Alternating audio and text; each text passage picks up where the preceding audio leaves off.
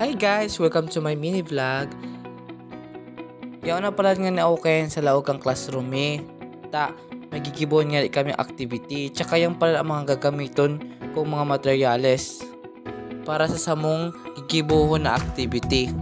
Diyan nga tigpupunan ko na ang samong gibuhon or activity. Tigpapakit ko na nga si plastic. Medyo nahihirapan pa nga na ako dyan. Mahirap kaya siya pakiton unat na unat. Kung di mo talaga tutusokon ng lapis or ballpen, di siya mapapakita. Mayo man kaya kaming darang gunting, di mi man magupit-gupit.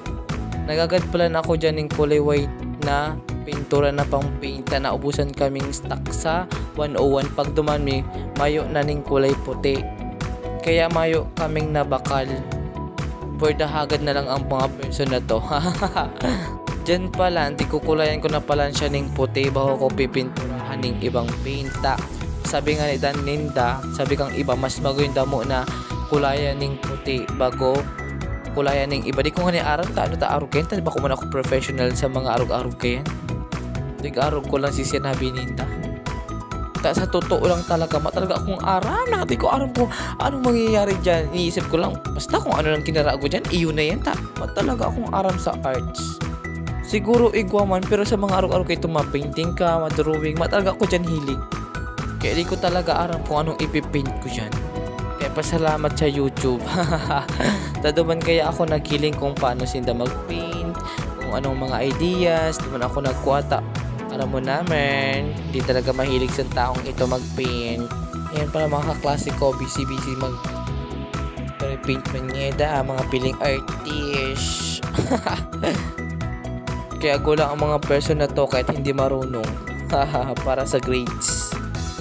Makaalangan ka tong kulay puti, sundan ko na nga ng kinulayan ng kulay blue. Para maalang natulos. Gigibon ko kaya siyang medyo dark na kulay blue, kaya medyo makapal siya. Nakakanusan pa nga na ako sa pinakal ko dyan na paintbrush. Matagason, syempre murahon man lang kaya. Kaya ito si binakal ko, di ko man kaya magbakal na itong mamahalon mga pang paint talaga. Kaya tsaga na lang talaga ang version na to.